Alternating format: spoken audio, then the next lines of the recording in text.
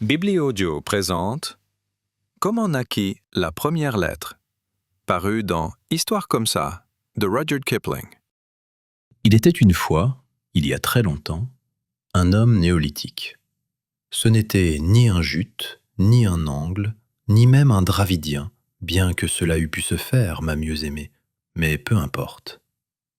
C'était un primitif qui vivait dans une caverne et il portait peu de vêtements.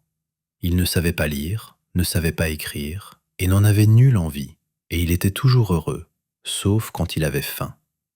Il se nommait Tegumai Bobsoulai, ce qui signifie « l'homme qui ne met pas un pied devant l'autre à la va-vite ».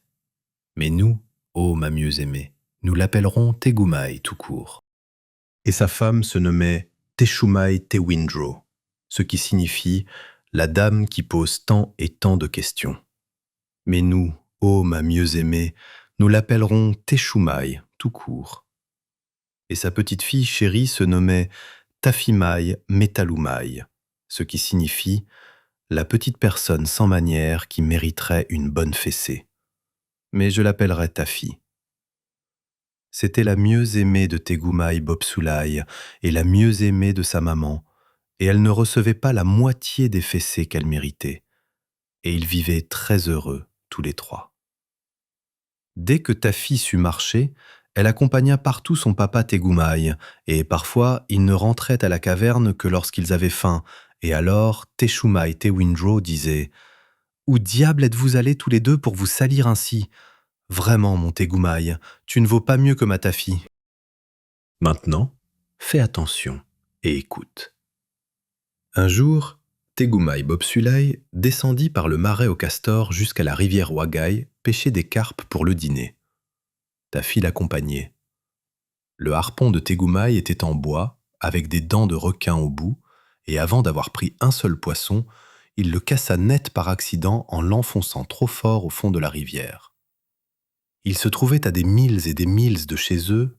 Bien sûr, ils avaient emporté leur déjeuner dans un petit sac, et Tegumai avait oublié de prendre des harpons de rechange. « La pêche est cuite, dit Tegumai. Il va me falloir une demi-journée pour le réparer. »« Tu as ton grand harpon noir à la maison, dit Tafi. Laisse-moi retourner en vitesse à la caverne pour le demander à maman. »« C'est trop loin pour tes petites jambes potelées, dit Tegumai. Et puis, tu risques de tomber dans le marais au castor et de te noyer. Il faut faire contre mauvaise fortune, bon cœur. » Il s'assit, prit une petite sacoche de peau pleine de nerfs de renne, de lanières de cuir, de blocs de cire et de résine, et il se mit à réparer le harpon. Tafi s'assit également, les doigts de pied dans l'eau et le menton dans la main, en réfléchissant très fort. Puis elle dit « Dis donc, papa, c'est vachement bisquant que nous ne sachions pas écrire, ni toi ni moi, tu ne trouves pas ? Sinon, nous pourrions envoyer un message pour demander le harpon. »« Tafi, dit Tegumai, combien de fois t'ai-je interdit de parler ainsi ? On ne dit pas vachement, mais puisque tu en parles, ce serait en effet très pratique si nous pouvions écrire à la maison. » C'est alors qu'un étranger passa le long de la rivière. Mais il appartenait à une tribu lointaine, les Tewara, et il ne comprenait pas un mot du langage de Tegumai. Il resta debout sur la rive en souriant à Tafi, car il avait lui aussi une petite fille chérie à la maison. Tegumai tira de sa sacoche un écheveau de nerfs de renne et se mit à réparer son harpon. « Venez ici, dit Tafi. Savez-vous où habite maman ?» Et l'étranger dit « étant, comme tu sais, un Tewara. »« Zut !» dit Tafi en tapant du pied, car elle vit un banc de belles grosses carpes remonter la rivière juste au moment où son papa ne pouvait pas se servir de son harpon. « N'ennuie pas les grandes personnes, dit Tegumai, tellement occupé à réparer son harpon qu'il ne se retourna même pas. « Je n'ennuie pas, dit Tafi. Je voudrais seulement qu'il fasse ce que je voudrais qu'il fasse, et il ne veut pas comprendre. »« Alors ne m'ennuie pas, dit Tegumai en s'évertuant à tirer sur les nerfs de renne, la bouche pleine de petits bouts. L'étranger, un authentique Tewara, s'assit dans l'herbe et Tafi lui montra ce que faisait son père. L'étranger pensa « Voici une enfant très prodigieuse. Elle tape du pied et elle me fait des grimaces. Ce doit être la fille de ce noble chef, si grand qu'il ne me remarque même pas. Alors il sourit plus poliment que jamais. Maintenant, dit Taffy, je voudrais que tu ailles trouver ma maman, car tu as les jambes plus longues que les miennes et tu ne tomberas pas dans le marais au castor. Tu lui demanderas l'autre harpon de papa, celui aux manches noires qui est accroché au-dessus de notre cheminée. L'étranger, Tewara, pensa. Voici une enfant très très prodigieuse. Elle agite les bras et elle me crie dessus, mais je ne comprends pas un mot de ce qu'elle dit. Pourtant, si je ne fais pas ce qu'elle veut, je crains fort que ce chef hautain, l'homme qui tourne le dos aux visiteurs, ne se fâche. Il se leva et arracha un grand morceau d'écorce de bouleau et le tendit à Taffy. Il fit cela, ma mieux aimée, pour montrer que son cœur était aussi blanc que l'écorce du bouleau et qu'il ne lui voulait aucun mal. Mais Taffy ne comprit pas très bien. « Oh, dit-elle, je vois à présent. Vous voulez l'adresse du domicile de ma maman ? Bien sûr, je ne sais pas écrire, mais je pourrais dessiner si j'avais quelque chose de pointu pour gratter. Prêtez-moi, s'il vous plaît, la dent de requin accrochée à votre collier. » L'étranger, un Tewara, ne dit rien. Alors Taffy tendit sa petite main et tira sur le beau collier de perles, de graines et de dents de requin autour de son cou. L'étranger, c'était un Tewara, pensa. Voici une enfant très très prodigieuse. Cette dent de requin est une dent de requin magique, et on m'a toujours dit que celui qui la toucherait sans mon autorisation se mettrait aussitôt à enfler ou éclaterait.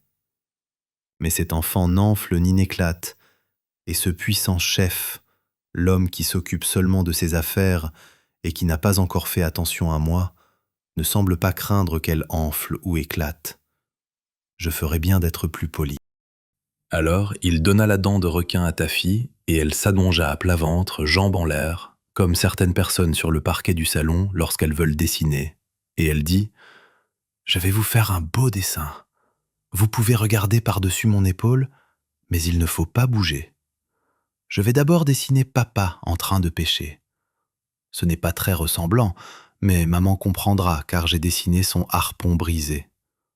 Maintenant, je vais dessiner l'autre harpon qu'il veut, celui aux manches noires. On dirait qu'il est planté dans le dos de papa, mais c'est parce que la dent de requin a glissé et ce morceau d'écorce n'est pas assez grand. Voilà le harpon que vous devez rapporter, alors je vais me dessiner en train de tout vous expliquer. En vrai, mes cheveux ne sont pas dressés comme ça, mais c'est plus facile à dessiner de cette manière. Maintenant, je vais vous dessiner. Moi, je vous trouve vraiment très gentil, mais je ne peux pas vous faire joli sur le dessin. Vous fâchez pas. Vous êtes fâché ? L'étranger, un Tewara c'était, sourit. Il pensa, il va certainement y avoir une grande bataille quelque part, et cet enfant extraordinaire qui m'a pris ma dent de requin magique sans enfler ni éclater me demande d'appeler toute la tribu du grand chef à son secours. C'est un grand chef, à coup sûr. Sinon il aurait fait attention à moi. Regardez, dit Taffy en appuyant fort et en gribouillant pas mal. Je vous ai dessiné, et j'ai mis dans votre main le harpon que veut papa pour vous rappeler qu'il faut le rapporter. Maintenant, je vais vous montrer comment trouver l'adresse du domicile de ma maman. On va tout droit jusqu'aux 2 arbres, ça ce sont des arbres, puis on arrive à un marais plein de castors. Je n'ai pas mis tous les castors, car je ne sais pas dessiner les castors, mais j'ai dessiné leur tête, et c'est tout ce qu'on voit en passant par le marais. Attention de ne pas tomber dedans. Notre caverne est juste derrière le marais aux castors. En vrai, elle n'est pas aussi haute que la colline, mais je ne sais pas dessiner les choses toutes petites. Voici ma maman devant la caverne. Elle est belle. C'est la très plus belle maman qui ait jamais existé, mais elle ne sera pas fâchée que je l'ai faite si vilaine. Elle sera fière de voir que je sais dessiner. Au cas où vous oublieriez, j'ai dessiné le harpon que papa veut en dehors de notre caverne. En vrai, il est dedans, mais vous montrerez le dessin à maman et elle vous le donnera. Je l'ai faite avec les bras levés, car je sais qu'elle sera contente de vous voir. C'est pas un beau dessin ? Vous avez tout compris, ou bien je dois encore vous expliquer ? L'étranger, Tewara, qu'il était, regarda le dessin et hocha la tête très fort. Il se dit « Si je ne vais pas chercher la tribu de ce grand chef pour l'aider, il sera tué par ses ennemis qui arrivent de partout avec des lances. Je comprends maintenant pourquoi le grand chef faisait mine de ne pas me voir. Il craignait que ses ennemis ne soient cachés dans les fourrés et ne le voient me donner un message. Il m'a donc tourné le dos afin de laisser cette sage et prodigieuse enfant dessiner cette image terrifiante pour m'expliquer ses ennuis. Je vais aller chercher l'aide de sa tribu. » Sans même demander son chemin à Taffy, il partit comme le vent dans les buissons en tenant l'écorce de bouleau, et Taffy se rassit, toute contente. « Que faisais-tu, Taffy » dit Tegumai. Il avait ramandé son harpon et le balançait avec soin d'avant en arrière. « Une petite idée à moi, papa chéri, » dit Taffy. « Si tu ne poses pas de questions, tu sauras tout bientôt et tu auras une surprise. Tu ne te doutes pas à quel point tu vas être surpris, papa. Promets-moi que tu vas être surpris. » « Très bien, » dit Tegumai, et il continua de pêcher. L'étranger. Sais-tu que c'était un Tewara ? Parti comme une flèche avec le dessin, et après avoir couru pendant plusieurs miles, il tomba tout à fait par hasard sur Teshumai Tewindro, à la porte de sa caverne, bavardant avec d'autres dames néolithiques conviées à un déjeuner primitif. Taffy ressemblait beaucoup à Teshumai, surtout le haut du visage et les yeux, de sorte que l'étranger, qui était toujours un pur Tewara, sourit poliment et tendit à Teshumai l'écorce de bouleau. Il avait tellement couru qu'il était essoufflé et ses jambes étaient toutes égratignées par les ronces, mais il s'efforçait tout de même d'être poli. Dès qu'elle vit le dessin, Teshumai se mit à hurler comme une folle en sautant sur l'étranger. Les autres dames néolithiques le jetèrent immédiatement au sol, puis elles s'assirent sur lui en rang par 6, tandis que Teshumai lui tirait les cheveux. « C'est aussi clair que le nez au milieu du visage de cet étranger, » dit-elle. « Il a criblé mon Tegumai de harpon et il a effrayé la petite Taffy au point de lui faire dresser les cheveux sur la tête. Et non content de cela, il m'apporte un horrible dessin qui explique ce qui s'est passé. Regardez. » Elle montra le dessin à toutes les dames néolithiques patiemment assises sur l'étranger. « Voici mon Tegumai avec un bras cassé. Voici un harpon enfoncé dans son dos. Voici un homme prêt à lancer un harpon. En voici un autre qui lance un harpon depuis une caverne, et voici un groupe de gens, il s'agissait en fait des castors de Taffy, mais ils ressemblaient vraiment à des gens, qui arrivent derrière Tegumai. C'est-y pas affreux ? » « Absolument affreux, » dirent les dames néolithiques.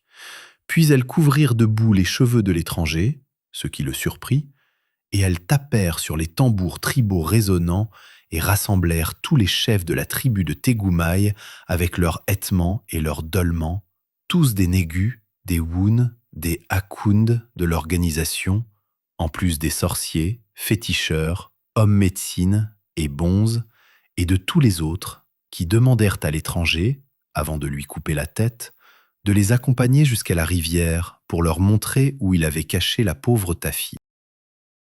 À cet instant, l'étranger, bien qu'il fût un Tewara, se trouva bien ennuyé. Ses cheveux étaient collés par la boue, on l'avait roulé dans tous les sens sur des cailloux pointus, on s'était assis sur lui en rang par 6, on l'avait tapé et tabassé à lui en couper le souffle, et bien qu'il ne comprît pas leur langage, il était presque certain que les noms dont le traitaient les dames néolithiques n'étaient pas très distingués. Pourtant, il ne dit rien avant que toute la tribu de Tegumai soit réunie. Puis il les conduisit jusqu'au bord de la rivière Wagai, et là, ils trouvèrent Taffy en train d'effeuiller des marguerites, tandis que Tegumai harponnait soigneusement des petites carpes avec son harpon ramandé.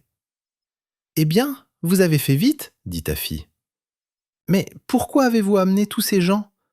Papa chéri, voilà ma surprise. Tu es surpris, papa ? » « Très, » dit Tegumai.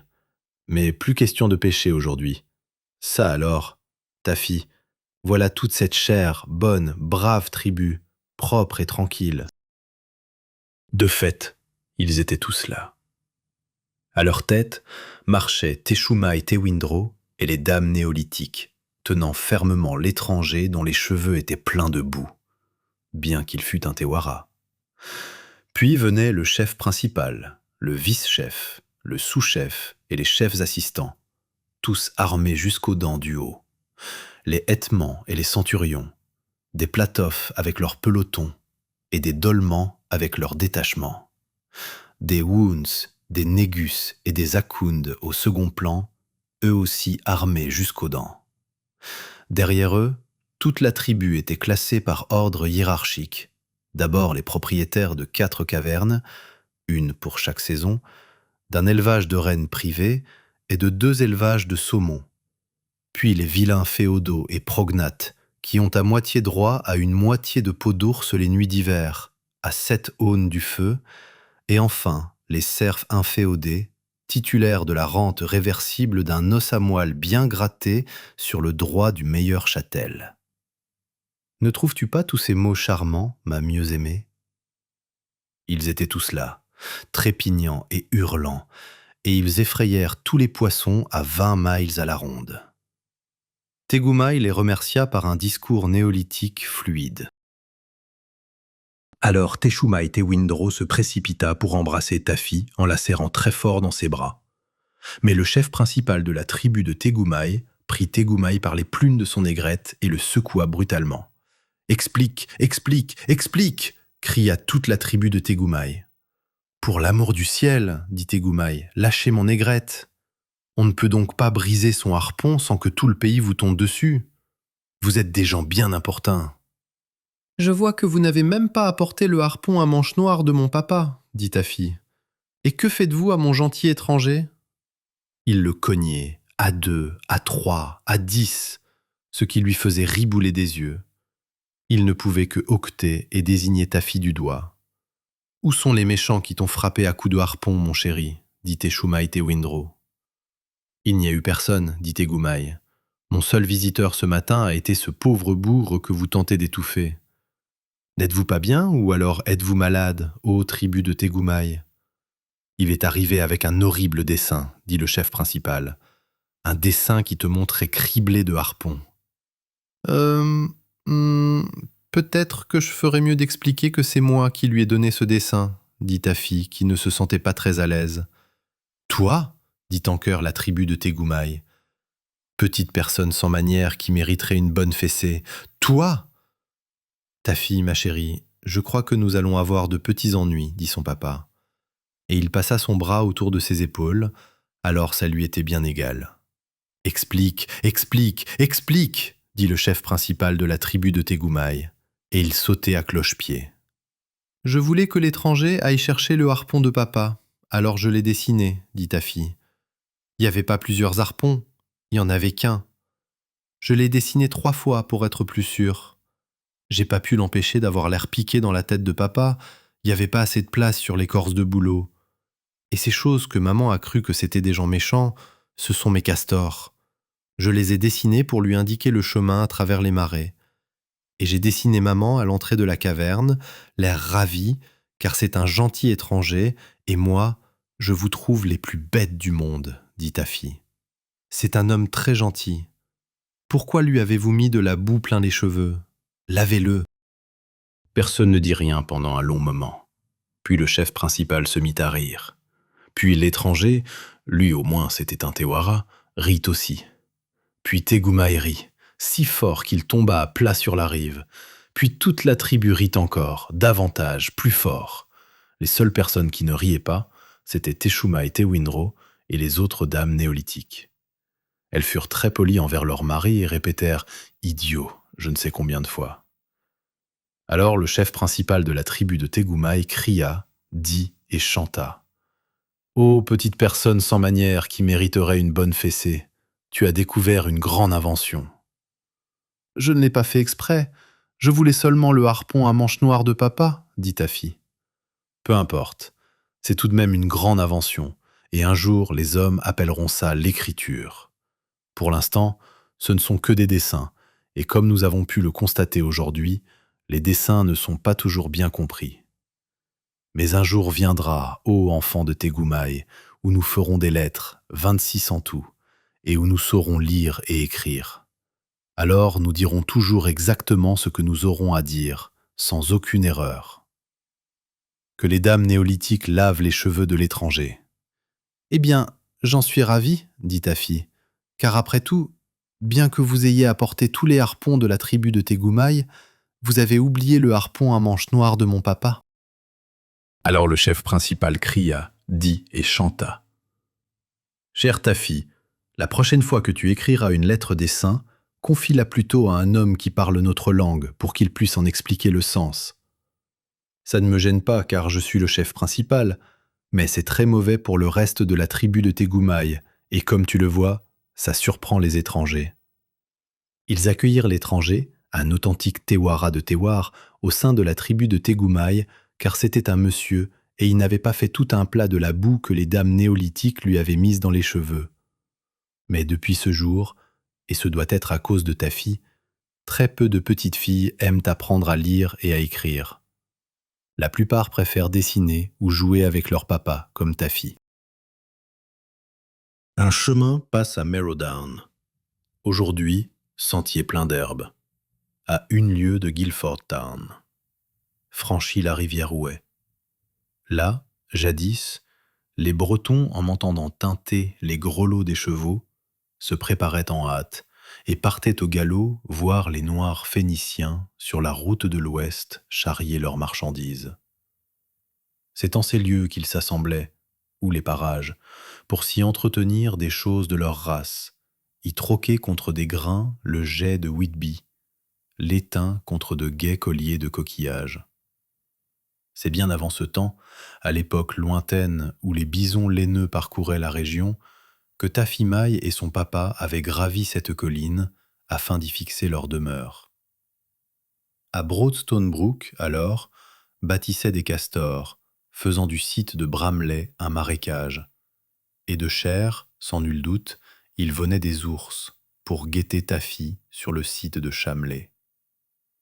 La Ouai, que Taffy Mai avait nommée Wagai, était alors 6 fois plus large qu'aujourd'hui, et tous les gens de la tribu de Tegumai gravèrent en ce temps une noble figure.